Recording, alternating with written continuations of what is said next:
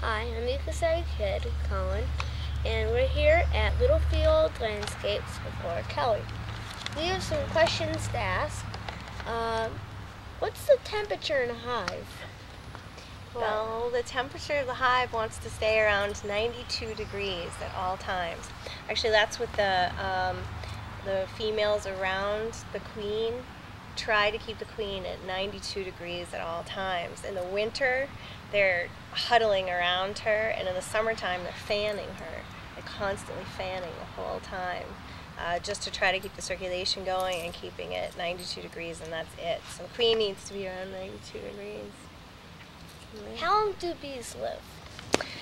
That's a tough one because throughout the seasons they have different ages. So in the summertime, a worker bee will live to be about 3 weeks. What do you think it is, the first thing that goes?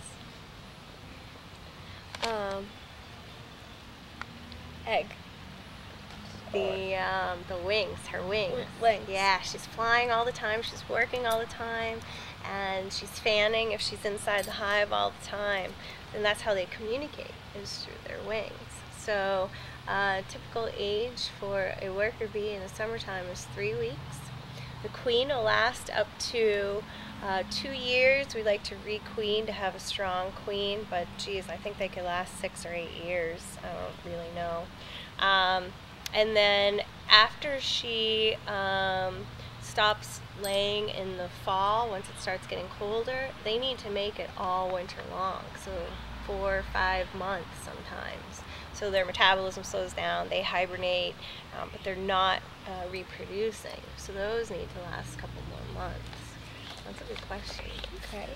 How long did it take you to train to be a beekeeper? Yes. Why did I become a beekeeper? Well, I am a landscaper, and I've always been out working in the plants, and they work the plants as well. So I used to get stung on a regular basis, which was fine because we're both there doing our jobs.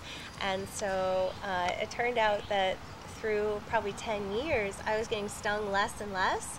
And so I started thinking, well, what's going on? How come they're not around here anymore? You know, so I actually went to a beekeepers school. It's Barnstable County Beekeepers Association, and I took my mom. It's like, Mom, it's time to do a mother-daughter thing. Come on, come along. So we did that together for a year, and what it taught us was all the diseases, and it taught us their life chain, what it takes to keep bees, as well as building equipment. So we started building our own equipment, and she built 2 hives and I built 2 hives, and we started off. So a year would be the answer to the question. It took a year to study and learn, and it's been 10 years now. This is my 10th year.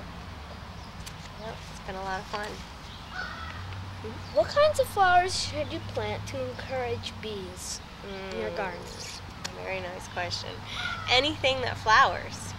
So things that flower have pollen in them, which is what they need to survive as well, and they then help the plants. Do you realize that bees came on the planet when the plants did? Way back whenever that was discovered. You can look that up sometime and let me know. But yeah, as soon as the plants were on the planet, we needed bees in order to pollinate to keep the plants. Does that make sense?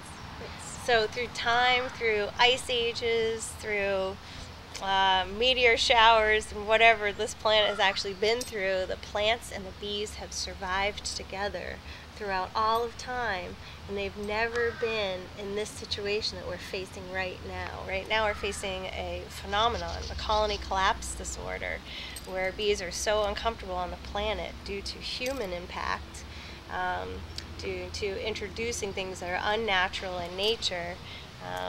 Bees are really not reproducing, they're dying. We've lost half the bees in the world. It started in the fall of 2006, and we haven't seen enough production since then, and it keeps declining. It's a little bit up, a little bit down, you know, it isn't stable. So what we need to do is we need to plant more gardens, introduce anything that needs to be pollinated, give them more things to work with throughout the seasons, and we need to be non-toxic in our own lives, like the way we clean our houses. If we could do it with lemons and like vinegar and baking powder and stuff like that, and go back to the way they did 100 years ago, how did they live? If we went to that, the way that we, put topical solutions on our bodies, stuff like that is another thing. What's really in that, and bags, and all that kind of stuff. If we use less plastic, that would really help out our honeybees. And also the way that we eat. If we eat things that are organic and locally grown and all natural, then we'll be supporting that. Where our money goes supports that. So it actually makes a difference where our hard-earned dollar goes for the honeybees. So if we could think about things before we did it and think, let's do this for the betterment of our bees, which then will help the humans live longer, basically, Well, it seems like that's a big buy-in because Tim Fryery, CSA, was oversubscribed by 200-something people pretty quick. So Great. I think the buying local and buying organic is really very important for a lot of people now. Yep. Just so people would understand, what's the difference between a bee and a wasp or a yellow jacket? Well, there's a lot of differences between them, but the biggest one, singling out the honeybee, is that they produce honey. And their stingers are actually used for therapy for the humans and animals as well. It's called bee venom therapy. They have the smallest of all the stingers, and it aids in 50 different ailments. What it does is it actually raises your own cortisol level within your own body, so it makes it so that you can fight your own natural things off. So like if you're getting older and you have arthritis, what people do, like this lady that plays the piano and she's like, oh, my wrist really hurts.